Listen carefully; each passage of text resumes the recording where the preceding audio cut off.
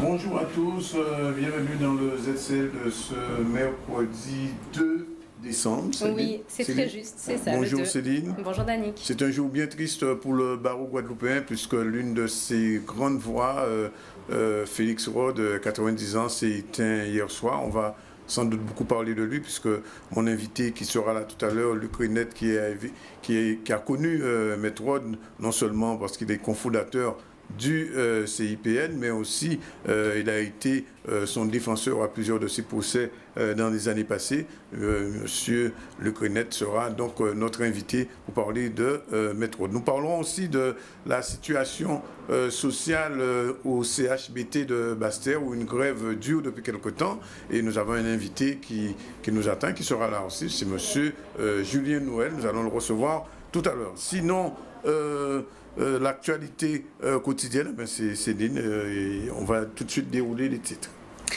Dans l'actualité donc de ce mercredi 2 décembre, nous parlerons un petit peu pouvoir d'achat ou son absence. C'est selon, depuis hier, les prix ont évolué comme chaque premier du mois pour l'essence. Bonne nouvelle, on a perdu quelques centimes pour le sans-plomb et le gazole, mais ces tarifs restent encore plus élevés que ceux pratiqués en Martinique.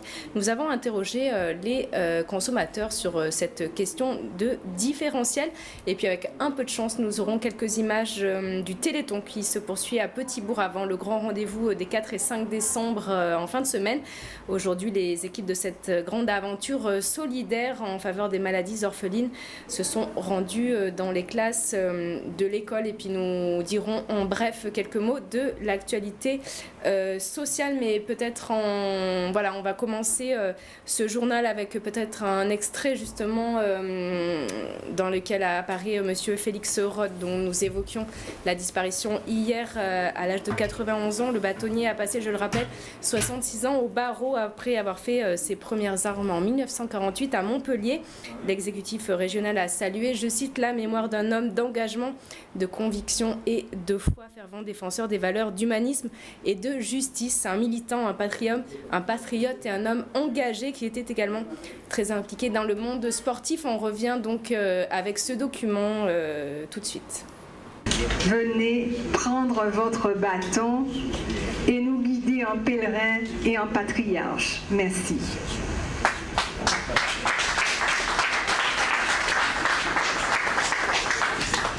Monsieur le représentant du maire de Basse-Terre, messieurs, madame le maire du Baïf, messieurs et mesdames les politiques, monsieur le représentant du président du tribunal administratif, mes confrères avocats, mon cher ami Albert Larochelle, merci. Je suis venu en cette matinée un peu pluvieuse. La bénédiction de Chelcher a été abondante. J'avais préparé un texte, mais les orateurs qui sont intervenus m'ont tellement ébloui que je reviendrai à ma nature première et que je parlerai sans texte.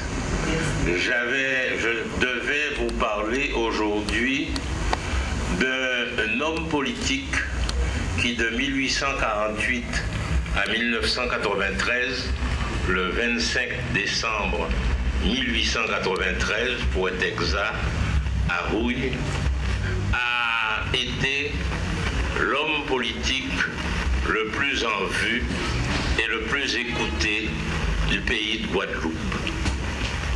Il a été 3 fois député élu sous la Deuxième République, et sous la Troisième République, il n'y a pas eu jusqu'à sa mort un député élu en Guadeloupe qui n'ait eu sa bénédiction. Tel était le propos que je devais faire aujourd'hui, document à l'appui, parce que j'ai eu cette chance inouïe, fréquentant les archives, plus particulièrement celles de la Guadeloupe, pendant 40 ans, d'avoir été le premier à découvrir tous les documents venant de France, arrivant en Guadeloupe, du 27 avril 1848 au 2 décembre 1851. Voilà donc pour ce document qui a été tourné en juillet 2009, Dani. Et il faut dire aussi que la dernière plaidoirie de Maître Rod date de septembre 2014, c'était juste avant donc, sa retraite, il y a un peu plus d'un an.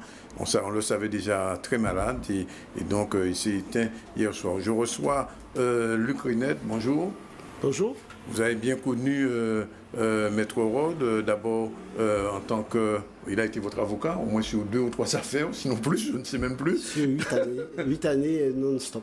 Non, 8 années non-stop, oui, d'accord. Depuis 1981 à 89, mars 81 à juillet 89, 8 ans et demi. 8 ans, donc c'est quelqu'un que vous connaissez très bien. Et par ailleurs, il a été aussi avec vous, il a été le premier président du CIPN, le Comité international des peuples noirs. Exactement, en 1992, il a été le président pendant quelques années. Et je lui ai succédé, mais c'est lui qui a donné l'impulsion du CIPN, avec notamment à Paris, le 4 février, la fameuse position sur les 3 R. Premier R, reconnaissance de l'esclavage, crime contre l'humanité. Le deuxième R, c'est réparation. Et le troisième R, c'est réconciliation. On mesure le chemin parcouru entre 92 et aujourd'hui parce que la thématique des réparations aujourd'hui elle est internationale. Et toujours à l'ordre du jour. Alors, plus que jamais à l'ordre du jour. Quel souvenir vous gardez de Maître Rod? On a utilisé le mot monstre sacré, et c'est vrai, pour moi c'est un monstre sacré. Un homme doté d'une grande personnalité, mais d'une mémoire phénoménale. Aussi, parce qu'il était capable de tenir, je dirais, un discours à caractère historique pendant des heures, sans jamais se tromper sur les dates. Sans note. Et j'avoue que pratiquement jusqu'à sa mort, il a été en mesure de raconter l'histoire parce qu'il vivait passionnément l'histoire, notamment de la Guadeloupe. Et c'est vrai que c'est l'un des hommes que j'admire le plus à ce niveau. Et bien sûr, il va nous manquer. Bien sûr, chacun doit mourir, parce que je dis souvent que la mort fait partie de la vie, du cycle de la vie, mais il aura marqué son temps. Il a dit, tout au début, qu'il restera toute sa vie un patriote, c'est-à-dire un patriote guadeloupéen, à savoir que pour lui, notre pays est sous domination, sous tutelle française, et que jusqu'au bout, effectivement, il aura lutté pour qu'on reconnaisse ce droit. Et nous sommes là, effectivement, pour poursuivre ce combat, parce que finalement, depuis la disparition de Delgrès, ces Ignace qu'il connaissait si bien, parce que lorsqu'il en parlait avec une telle ferveur que chacun était transporté. On a l'impression qu'il avait vécu avec eux. Et ce message, d'autres viendront après nous, qui plus heureux conquéreront eux cette liberté que l'on fait qu'entrevoir, nous le prenons de nouveau à notre charge pour mener jusqu'au bout le combat libérateur.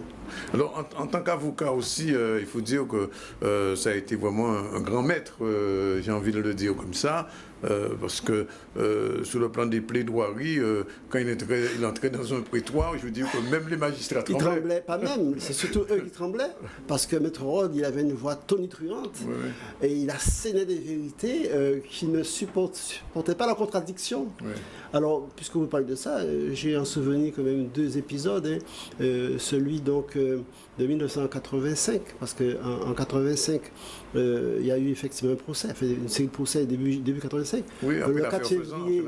Oui, certes, nous-mêmes étions plusieurs prisonniers politiques guadeloupéens, et notamment le 4 février 1985, nous étions au tribunal de Pointe-à-Pitre, et nous avions effectivement, avec bien sûr, entre guillemets, l'accord, la complicité de nos avocats, déchirer les cartes d'identité que nous avions. Cartes d'identité françaises. Oui, je dis bien, que nous avions, c'est pour dire que ce n'était pas les nôtres, françaises.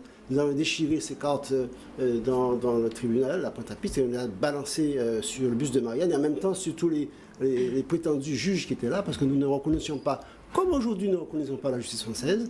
Et souvenez-vous, vous étiez là à l'époque, ces juges français se sont envolés comme nous voilà une moineau. Les gendarmes ont envahi effectivement les box, les parents applaudissaient, des bouquets de fleurs, etc. C'est des épisodes qu'on ne peut pas oublier. Une autre date, par exemple, c'était le 23 juillet 1987, à notre retour après donc, le rap de Saint-Vincent. Il était encore là.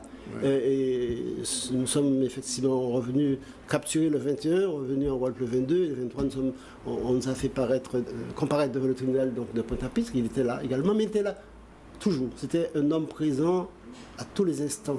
Et c'était lui qui coordonnait aussi la défense. Je ne vais pas citer tous les avocats guadeloupéens. Il y en a eu beaucoup.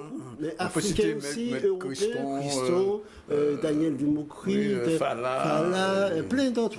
J'ai peur d'en oublier. Oui. Les avocats africains aussi, algériens, français, etc. Et donc, il a été le coordonnateur. C'est-à-dire que nous, prisonniers politiques, c'est par le biais de Maître Rod que nous avions l'information sur tout ce qui se faisait en matière judiciaire nous concernant.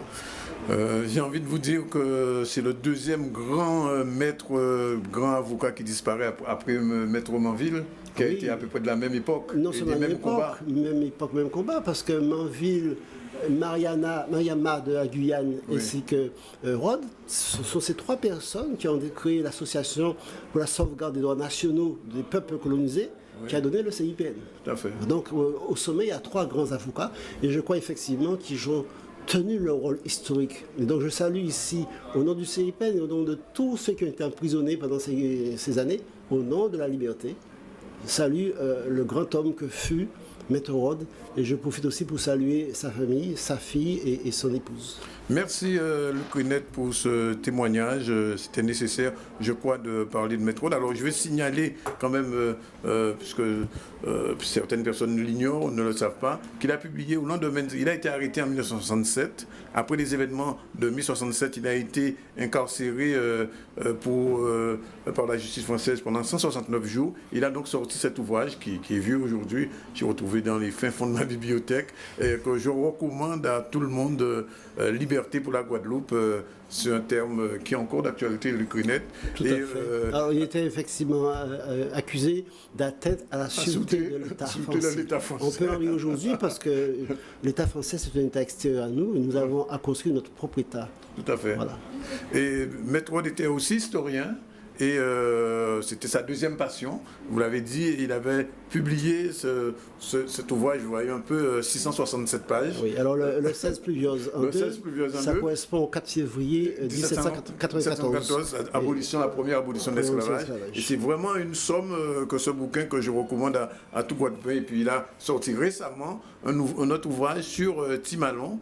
L'affaire Timalon qui a été exécuté, on le sait, par la police dans des circonstances assez particulières. Il avait tenu à rétablir cela. Et puis, je vais vous faire écouter un petit extrait d'un document qui a été tourné il y a quelques années. C'était sur mai 67. On va écouter tout de suite Maître Rod, ce qu'il disait à l'époque. Je ne sais pas si...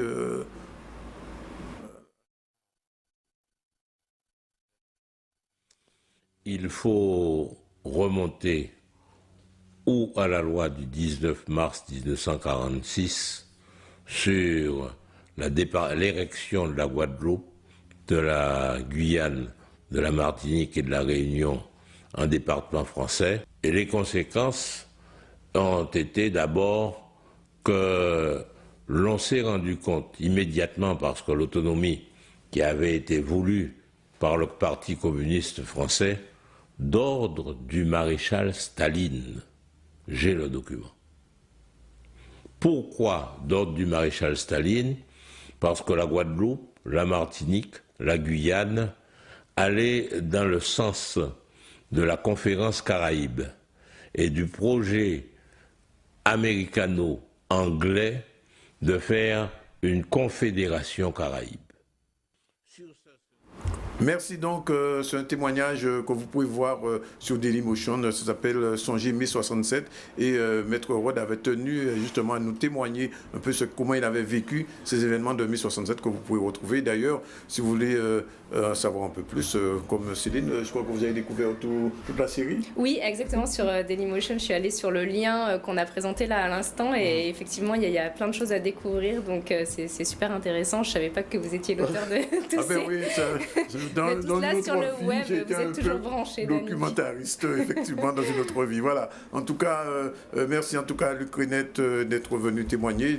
Nous aurons l'occasion, puisque je sais qu'une équipe est allée à Basse-Terre, et on profite nous aussi à la rédaction de Canal 10 et de ZCL de présenter nos condoléances à la famille de Maître Rod, sa fille Brigitte que nous connaissons bien, qui a été notre invitée il y a quelque temps, à Jean-Claude Rod qui est le directeur du Progrès social, puisque nous ne l'avons pas dit, mais le Maître Rode avait créé avec son frère Henri un hebdomadaire de défense des intérêts de la Guadeloupe qui s'appelle Le Progrès Social, qui est toujours vivant. Ce journal a été créé en 1957 et donc c'est un journal qui, bien sûr, dans son numéro prochain, va consacrer une large part de ce journal, sinon un numéro spécial à M. Rode, parce qu'il aurait beaucoup à dire sur lui. On continue donc, Céline, puisqu'il est déjà 12h47 minutes.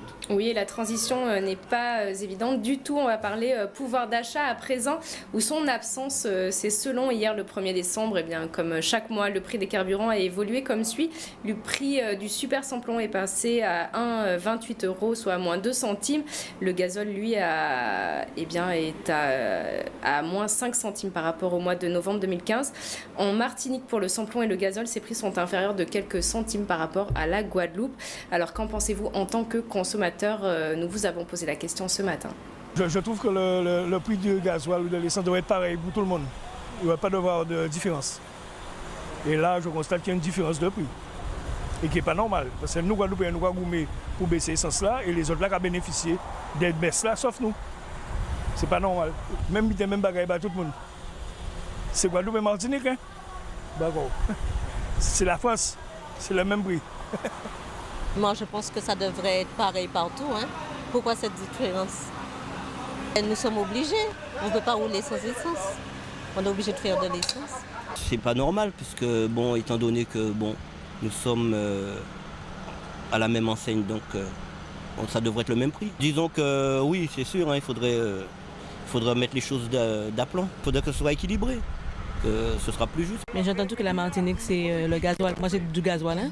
Le gasoil est à 98 centimes. Si je pouvais aller faire le plein à la Martinique, ça aurait été mieux. La Martinique, c'est pour moi moins cher que la Guadeloupe. Alors, s'il fallait faire, j'aurais fait le plein Martinique. Mais je ne peux pas faire le plein Martinique. Je peux en Guadeloupe. Si la Guadeloupe pouvait venir au même prix que la Martinique, ça aurait été mieux.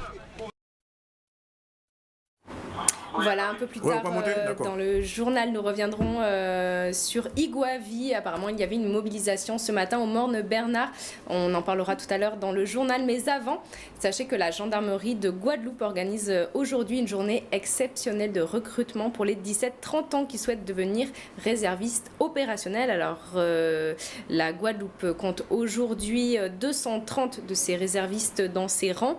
Il faut savoir qu'ils interviennent sur leur temps libre en renfort des gendarmes afin de prendre une part active dans les diverses opérations, qu'il s'agisse de surveillance générale ou encore de contrôle routier. On retrouve ce sujet tout de suite sur donc cette journée de recrutement. Si on l'a ou pas, non, on l'a pas, la journée de recrutement de la gendarmerie. Non, il ne semblerait pas. Donc on va... L'objectif, c'est de recruter des jeunes réservistes issus pour la plupart de la société civile qui vont rejoindre nos rangs pour ensuite travailler au profit de la gendarmerie nationale. Et un âge à respecter, la limite d'âge c'est 30 ans pour les jeunes gens qui n'ont aucune expérience militaire et il faut qu'ils soient âgés au minimum de 17 ans et avoir fait la journée défense citoyenneté ou la JAPD, anciennement JAPD.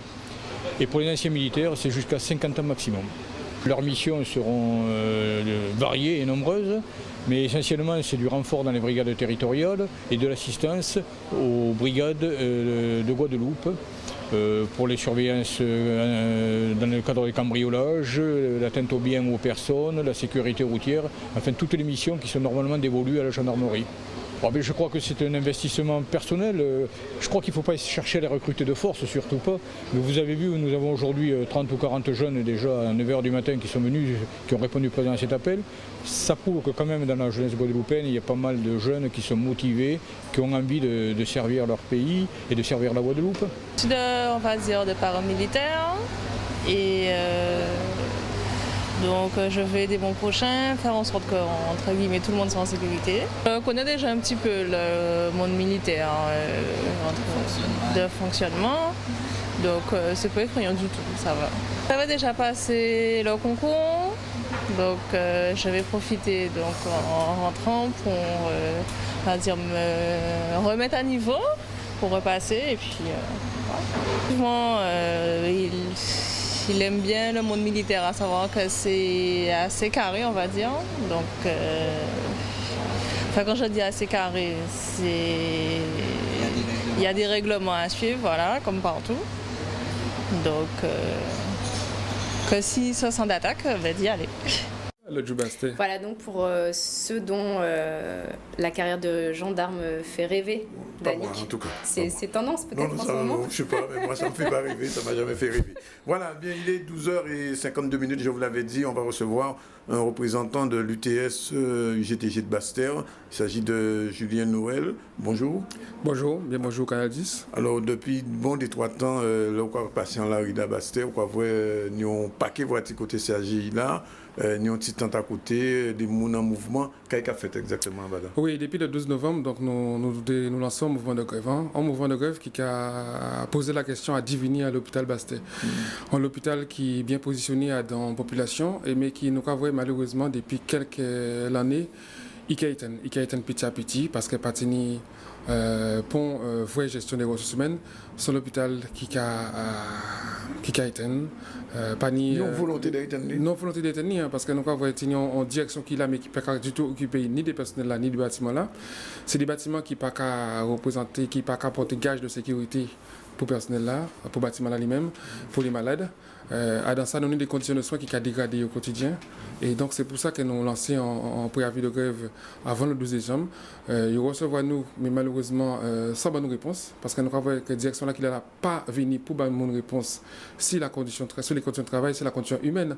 Il a avant tout pour en gestion financière, parce qu'il y a une injonction à l'ARS et la tutelle des métiers de fait établissement là venu en équilibre. Malheureusement, ni activité, ni organisation n'est pas capable d'atteindre objectif là ça et ces 6 personnels là tout cas fait pression.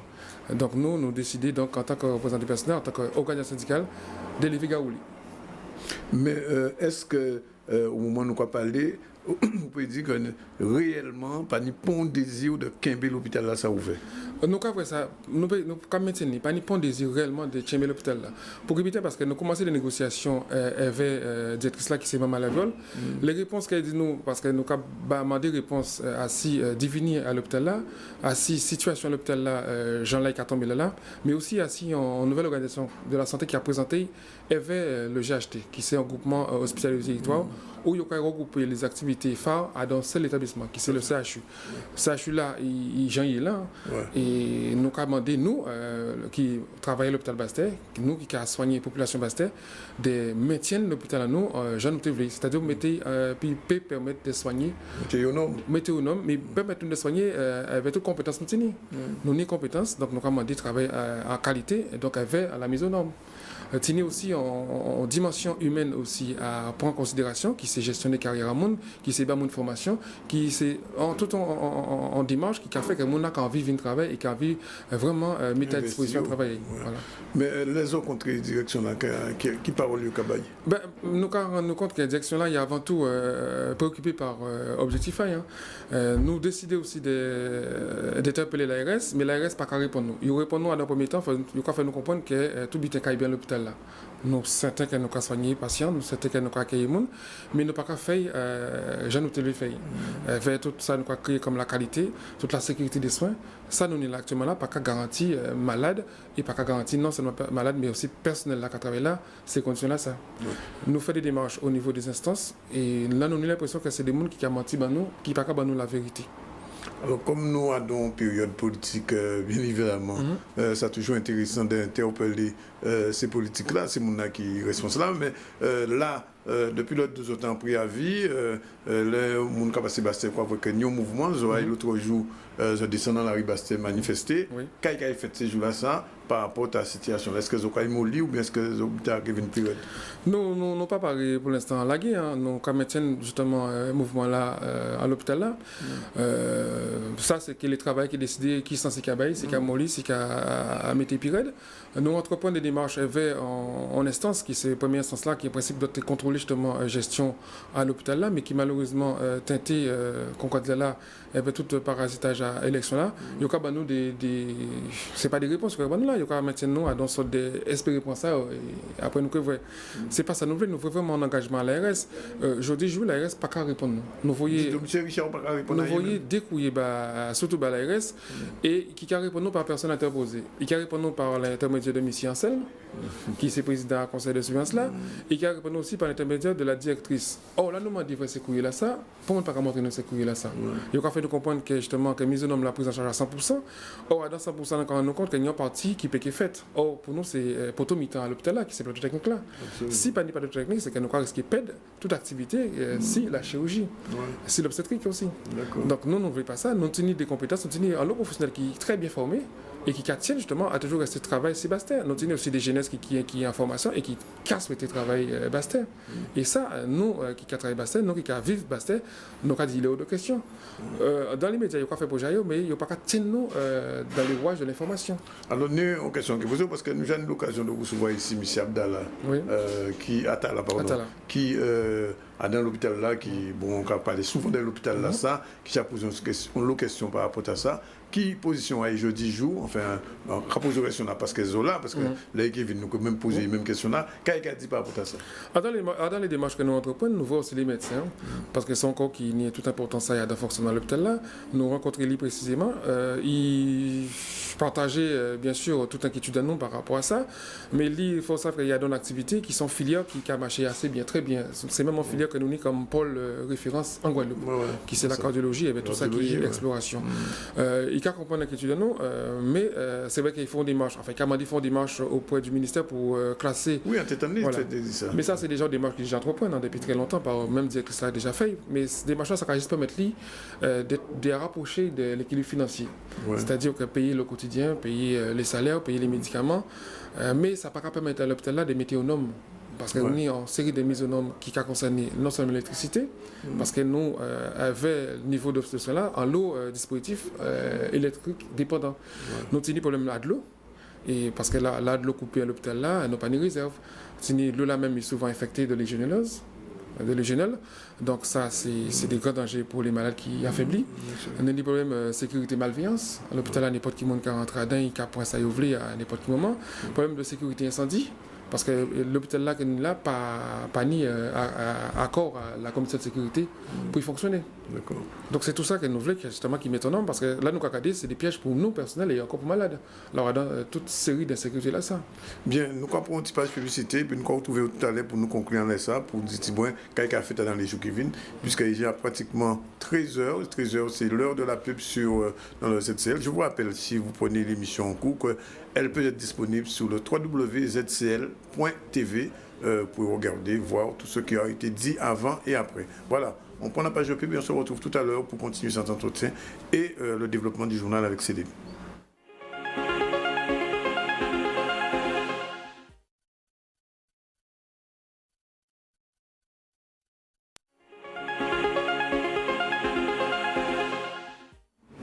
Voilà, il est pratiquement 12h06. On va continuer. 13h, pardon, il me rectifie la raison, Julien Noël. 13h06 dans le ZCL. On va continuer cet entretien avant de revenir aux informations. Et donc, je vous ai dit, je recevais un délégué de l'UTS par rapport aux problèmes qui se posent à cet hôpital de Bastère. Concrètement, Julien Noël, est-ce qu'on a l'impression que l'hôpital là, ça est équipé? Personnel là pour faire Tchembe, nous bien conscience qu'il faut ça à l'hôpital là, c'est personnel là. Mais si personnel n'a pas valorisé, si pas reconnaître dans notre fonction, nous allons risquer d'éteindre l'éveil. Et ça, c'est pas du tout bien nous. Nous tenons là de travailler à la sécurité incendie qui a gommé pour ça, pour justement y reconnaître. Puis justement toute dimension au sein à l'hôpital là, à deux fonctions à la sécurité incendie, mais aussi pareil aussi à faire autre chose, parce qu'il est conscient que l'hôpital là, c'est outils à eux. Si par là demain, c'est eux qui a des problèmes. Nous, ça nous dit comme objectif, justement, c'est de toujours communiquer avec le personnel là, mais surtout aussi d'obtenir une réponse que nous attendons de l'ARS. C'est déjà engagement à solliciter la tutelle, si les moyens qu'il y a à l'hôpital là pour pouvoir exister, et puis permettre à nous qui travaillons dedans de travailler en toute sécurité, mais aussi de prendre en compte les malades que nous avons au quotidien. Parce qu'au cas, dis-moi quand même qu'il y a plus de 600 personnes qui travaillent travail là. Oui. Donc c'est des emplois qui menacent si jamais il y a un changement d'orientation. C'est des emplois qui tout autant qui risquent d'être menacés. C'est aussi diviner en établissement qui prend en charge les soins. Toute région là. Avant, il faut bien regarder, enfin jusqu'à présent, Bastère c'est centre référent à territoire sud Bastère parce que c'est comme ça l'organisation a fait. Et si nous pèdons en hôpital comme ça, il y a fait nous comprendre qu'il nous mettre en place les moyens de secours avec les transports, alors que nous savons pertinemment que toute difficulté qui est sur route Bastère, toute difficulté qui est en matière d'équipement d'hélicoptère, il ne faut pas oublier pour mettre Marie-Galante un hélicoptère dédié après la famille l'hôpital Marie-Galante, pour gérer ça. Tout à fait. Donc qui veut dire Zopa Mouli? Non, nous ne pas là pour Mouli. Nous attendons des réponses et nous voulons vraiment des réponses concrètes et non pas des mondes qui ont parlé par l'intermédiaire d'autres mondes. Je vais poser une question là quand même. C'est l'UTS UGTG qui est un mouvement là, mais ni d'autres syndicats là, qu'est-ce dit? Oui, ni d'autres syndicats là. Nous voyons dans le dernier conseil de surveillance là, représentant qui était entièrement d'accord avec ça nous commandé, sans pour autant être d'accord avec méthode à nous, mais nous savons assumer méthode à nous. Nous sommes syndicats qui c'est l'UGTG. Et nous avons utilisé la méthode de GTG. Bien, merci d'infiniment. En tout cas, nous espérons que tout le ça qui peut-être finit bien. En tout cas, en tant que bastérien moi-même, on a bien souhaité que l'hôpital là, ça y restait debout et surtout qu'il y a amélioré la performance. Et en tout cas, ça nous a souhaité. Il est exactement 13h09 et nous avons continué l'information. Et c'est Céline Kabaï la voix. Agir pour l'emploi et notamment favoriser la formation des demandeurs d'emploi. Justement, c'est le sens d'une convention de partenariat signée ce matin entre Pôle emploi et l'Université des Antilles. Pour les détails, on regarde ce sujet. Nous sommes très heureux de voir que ce partenariat a pu aboutir et que l'université soit pleinement dans son rôle d'accompagner les demandeurs d'emploi comme toutes les personnes qui sont en besoin de formation pour progresser dans leur vie professionnelle. Donc nous sommes très heureux de voir que l'université est en capacité de mener à bien cette mission et nous sommes aussi très contents de la confiance que Pôle emploi met dans ce partenariat puisque nous aurons dès l'année en cours à former environ 200 personnes et à développer leurs compétences pour leur permettre d'accéder au plus haut niveau de formation et ainsi avoir 2 fois plus de chances d'obtenir un emploi. C'est une rencontre qu'on a longuement préparée puisque pour nous, travailler avec la formation continue avec l'université répond à un double besoin, celui de nos demandeurs d'emploi qui sont diplômés, qui ont besoin de compléter leur diplôme par une formation professionnalisante, mais celui aussi des entreprises et du marché de l'emploi qui a besoin en Guadeloupe de demandeurs d'emploi diplômés, techniciens supérieurs et autres, qui ont besoin de modules professionnalisants pour leur permettre d'accéder à l'emploi. Le marché de l'emploi, c'est trouver le bon delta qui permettra, avec son bagage, d'accéder à l'emploi. Donc ce n'est pas parce qu'on a fait une formation qui a été sanctionnée par un diplôme qu'on est conforme à l'emploi qui est proposé. Par contre, la rencontre et le nombre de places que nous mettons en concours là, nous permet à chaque fois d'analyser ces 2 besoins et de les mettre en synergie. D'une part, nous leur réservons environ 200 places dans nos formations continues. Donc il y a cette idée donc, de garder des places et donc d'être en capacité de recevoir des personnes en besoin de formation. Le deuxième élément, c'est de pouvoir accompagner aussi ces demandeurs d'emploi dans leurs projets, les guider vers les certificats professionnels, les certifications professionnelles ou vers les formations qui sont les plus adaptées à leur profil.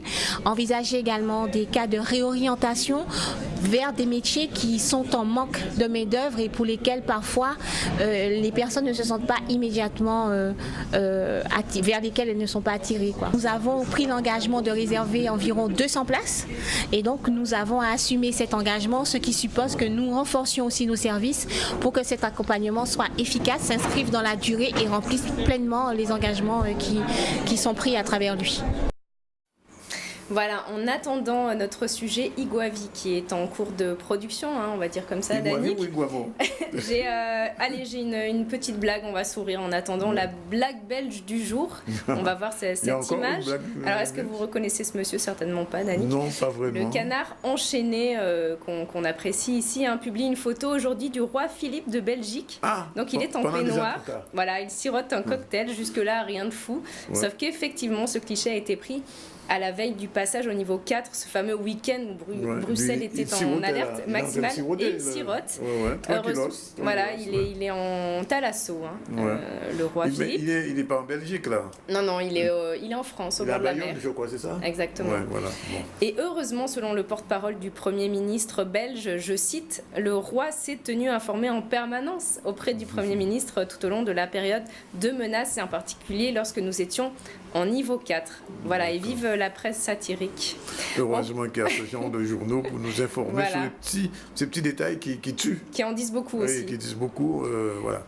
Et je vous propose aussi, on va continuer à sourire le carnet rose du web. Mark Zuckerberg, le fondateur ultra médiatique de Facebook, qui vient de changer de statut, Danick, sur Facebook justement. Il est papa depuis hier et à cette occasion, il a écrit une lettre postée sur son profil où il explique que lui et son épouse Priscilla Chan allaient léguer 99% des actions du réseau social à une nouvelle fondation caritative. Elle se nomme la Chan Zuckerberg Initiative. La valeur de ce capital atteint actuellement 45 milliards de dollars, soit 42 milliards d'euros. Et donc les actions de cette fondation qu'il fonde donc avec son épouse, les actions seront tournées vers le progrès humain et l'enfance. Voilà. Est-ce que votre sujet sur Iguavi est prêt? Le sujet sur Iguavi est-il prêt? Je ne sais pas. On va peut-être essayer de le lancer, d'avoir un signe. Non, je ne pense pas. Alors peut-être on va tranquillement... Est-ce qu'on attend un autre Oui, invité, on a un autre invité qui devrait venir tout à l'heure, mais j'imagine que cet invité n'est pas encore dans nos studios. Donc on va probablement prendre une toute petite pause publicitaire si besoin, et puis on va le retrouver tout à l'heure, en même temps que votre sujet sur l'Iguavi.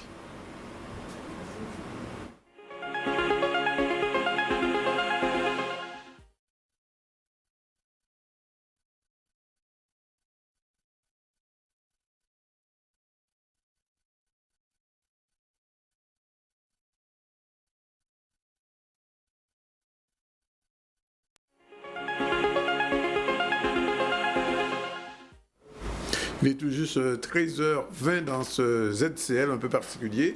Et là, je crois tous les jours particulier. Oui, c'est son ADN. C'est son ADN. Tous les jours des surprises. C'est fantastique. Alors, donc, on parlait donc de Iguavi, puisque semble-t-il, il risque d'avoir un problème pour les jambons de Noël. Attention, et justement, Céline... Les jambons en crise. Rien ne va la plus. Crise des jambons, oui. Eh bien oui, c'est pas marrant, on va arrêter de rire. Les producteurs membres de l'Iguavi, l'interprofession guadeloupéenne de la viande et de l'élevage, étaient en effet mobilisés ce matin sur le site de la coopérative au Morne-Bernard. Apparemment une mobilisation qui fait suite, on en parlait hier soir dans le journal, du mouvement qui se tenait à l'abattoir départemental du Moule concernant des questions sanitaires. Harold Luce et Charlie Dagonia se sont rendus sur place ce matin à Iguavi. On regarde leurs images. Ah, le sujet n'est pas arrivé. Semble-t-il, je croyais qu'on pouvait. Bon, mais le sujet n'est toujours pas en ligne. Bon, eh bien, non, toujours pas de sujet. Alors, je crois qu'il y a un petit problème technique par rapport à ce sujet sur l'Iguavi. Ce qu'on peut dire, c'est qu'il y a un blocage qui se fait, comme Céline disait, du côté de la production. Et semble-t-il, les responsables de cette structure ont dû alerter les services préfectoraux pour essayer de régler ce problème, parce que si le problème n'est pas réglé, il risque d'avoir une véritable crise dans la distribution des produits gérés par des produits Iguavi. En tout cas, c'est ce qu'on peut dire pour l'instant. Et on peut rajouter, Dani, que les... Je crois que le sujet est prêt. Tout se passe en direct et en live, comme dit le ZCL, mais voilà, c'est du live. Et je crois que le sujet sur l'Iguavi est prêt. On va tout de suite découvrir. Donc nous voilà, nous professionnels, en plein mois de décembre, bloqués par notre instrument de travail qui est l'interface entre l'élevage et les commerçants, c'est-à-dire l'abattoir. Donc ce matin, nous avons tenu à nous réunir pour dénoncer avec force cette manipulation, parce qu'il s'agit bien de cela. La profession a tenu à faire bloc. Nous avons ici le président du syndicat des bouchers, le président de la coopérative bovine de Basse-Terre, le président de la coopérative bovine de la Grande-Terre, la coopérative porcine Kaoki-Rapport, la COPOR et les GMA. Donc c'est bien toute la profession qui a tenu à s'unir pour dénoncer ce travail de démolition que fait M. Tessier. Quand il parle de leptospirose, de salmonelle et tout ça dans nos élevages, qui dit que l'état sanitaire est déplorable, c'est quand même grave ce qu'il dit. Il essaie d'apeurer le consommateur. Et ça, c'est irresponsable et criminel. Nous avons tous un vétérinaire conseil et nous avons un vétérinaire référent désigné par l'administration. Donc nous sommes encadrés. Que lui ne fasse pas son travail. Il faut que je dise aux Guadeloupéens que moi-même j'ai contribué énormément à aider au GDS de tenir sur ses deux pieds. Mais avec M. Tessier et son équipe, c'est difficile. Au moment où je vous parle, au titre de 2013, 2014, 2015, c'est plus de 400 000 € votés, mais qui ne peuvent pas être débloqués parce que M. Tessier ne peut pas donner les justificatifs. On demande aujourd'hui au préfet de prendre ses responsabilités, puisque nous sommes dans une situation qui est très très difficile, où le chiffre d'affaires de la majorité des structures se font à ces périodes-là. Nous demandons de prendre ses responsabilités, puisqu'il sera face à des responsabilités qui sont très certainement plus graves.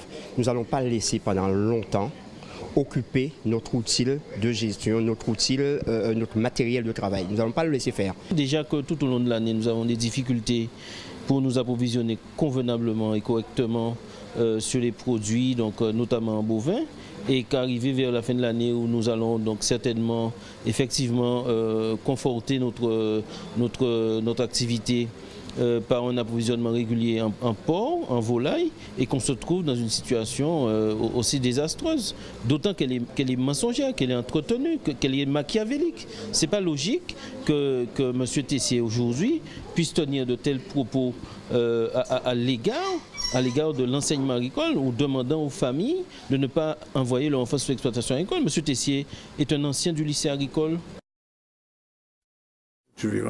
Voilà, pour rester sur cette thématique agricole, sachez également en bref que les producteurs d'agrumes tirent la sonnette d'alarme et ils n'y vont pas de main morte. En gros, pour eux, c'est un peu nos futurs, les perspectives pour 2016.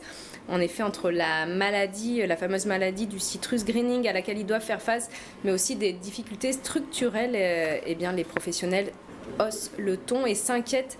Nous retrouverons un sujet dans notre journal de ce soir à 18h30, donc sur les producteurs d'agrumes.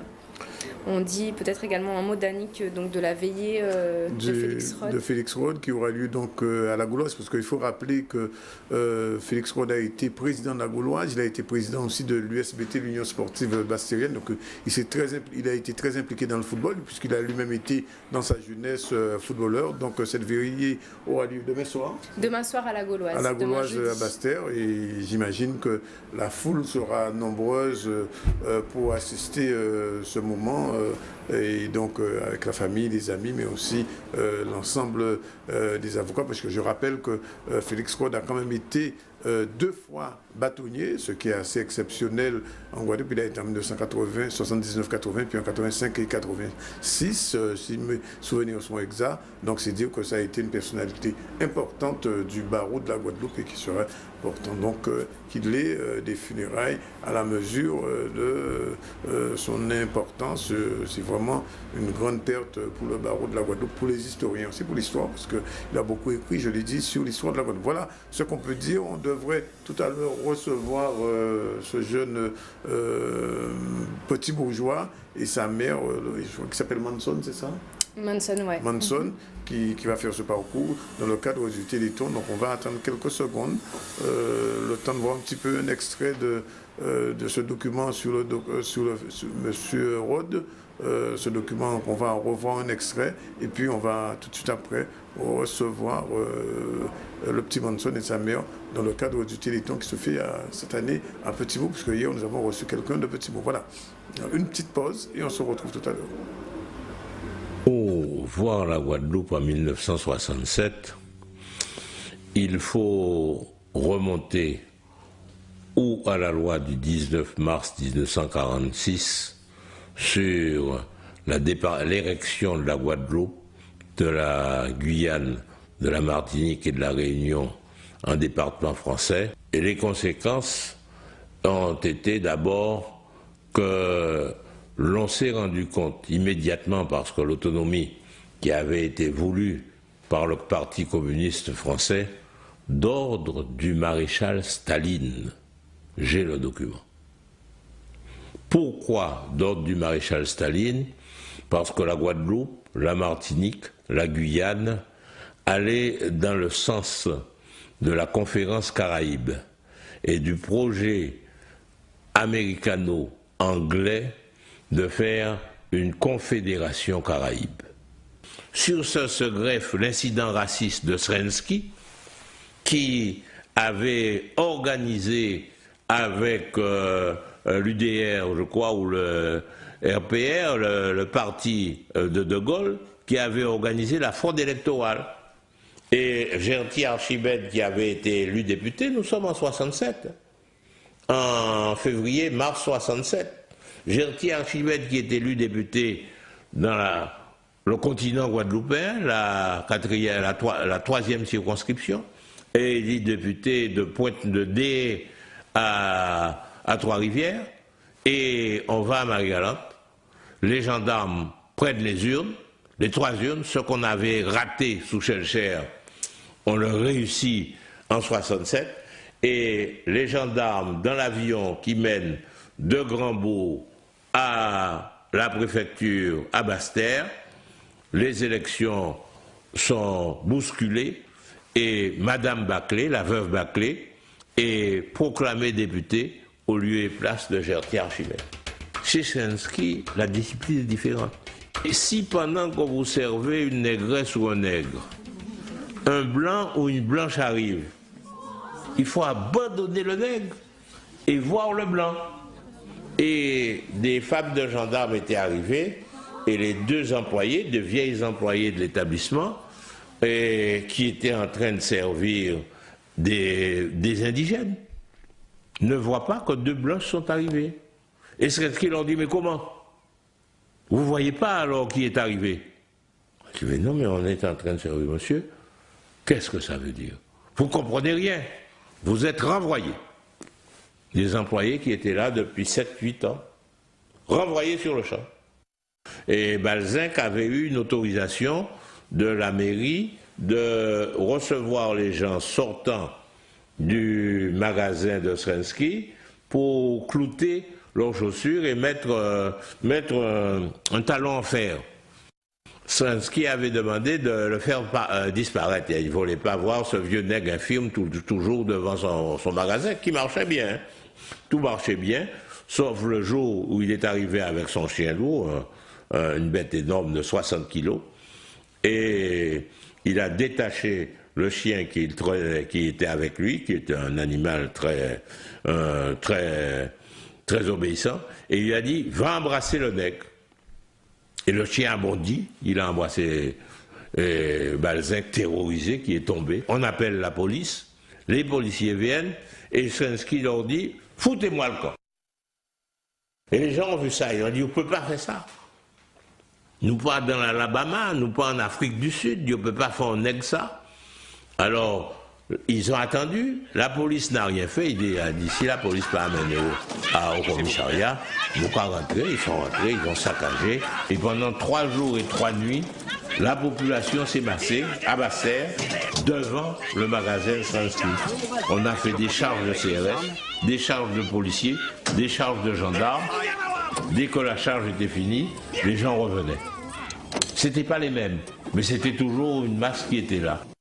Mai 67, c'est ce surgissement, ce bouillonnement de peuple, c'est la réponse à mars 46. Pendant 2 jours et 2 nuits, les Bastériens occuperont la rue, défiant les forces coloniales.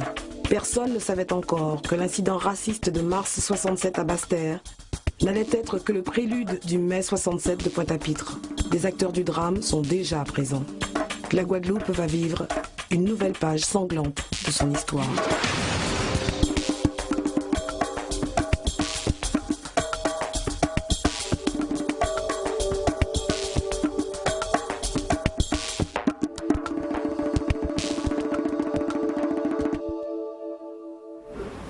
Voilà, donc pour ce document, il était signé de Danick Zandronis. On peut le retrouver également sur Dailymotion. N'hésitez pas également à aller voir le site www.zcl.tv. Il est 13h passé de 3 minutes. C'est la fin de ce ZCL. Je vous retrouve ce soir dans le JT à 18h30. Et Danick, on se dit à demain. À demain dans le ZCL.